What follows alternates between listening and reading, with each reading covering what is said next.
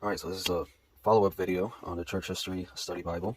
I did a previous video on my initial impression of this study Bible, and now I just wanted to follow up after using this Bible for a little bit.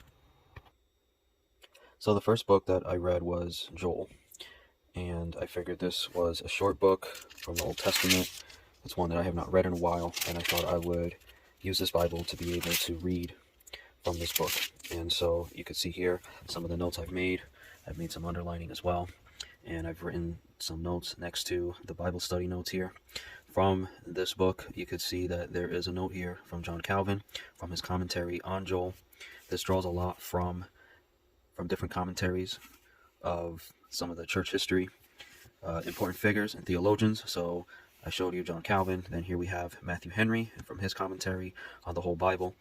Obviously, if you want to read more about what they have said in their commentaries, you can go to their commentaries, but this just takes a portion of their commentaries.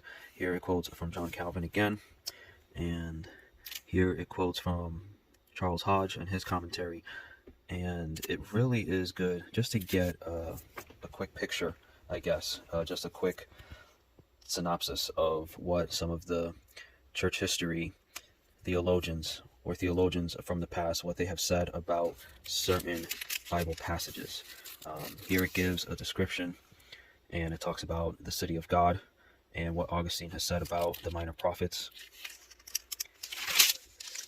There are certain authors and theologians that I notice this draws from. It obviously draws a lot from John Calvin because, well, he wrote extensively on biblical commentaries, as well as from Matthew Henry, so it just draws a lot from them. But it also draws from those that you may not hear about or have not heard about that much. Joseph Parker, other than, the major theologians. So I think it's good that it draws from others. Matthew Poole, again from Charles Hodge. I think it's good that it draws from other theologians and not just the major ones like Martin Luther that we see here, John Calvin, right? Matthew Henry. You would think that a lot would be drawn from them. But this is just how you're able to use the Church History Study Bible. This is the commentary directly from John Calvin, Matthew Henry, and so on. Another book I have used is from Galatians, another short book. So I read one from the Old Testament and one from the New Testament. And here you could see some further contributions from other theologians. William Perkins, his commentary on Galatians. Again, we see here from Martin Luther, Rudolf Gualther, and this draws from his sermons on Galatians. So it's not just exclusively from commentaries, but just from other works and sermons and books and stuff like that from these historical authors.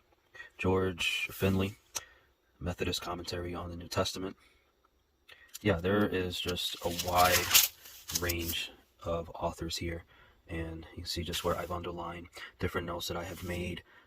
This is just a valuable resource. It's good to know what different theologians, authors, these are just great contributions here. So yeah, this mostly draws from John Calvin, again, Martin Luther, but also it draws from just others that you may not have heard about too much. So this is basically how the Church History Study Bible works. It is definitely one that I recommend and that I plan to continue to use. It offers a different perspective as far as it's not just drawing from a group of contributors working on a Bible, but it draws from different theologians and authors of church history, stuff that they have already written, and it incorporates them here in what they have commentated and what they have said in the scriptures. So this is definitely a very valuable resource, and again, this is highly recommended.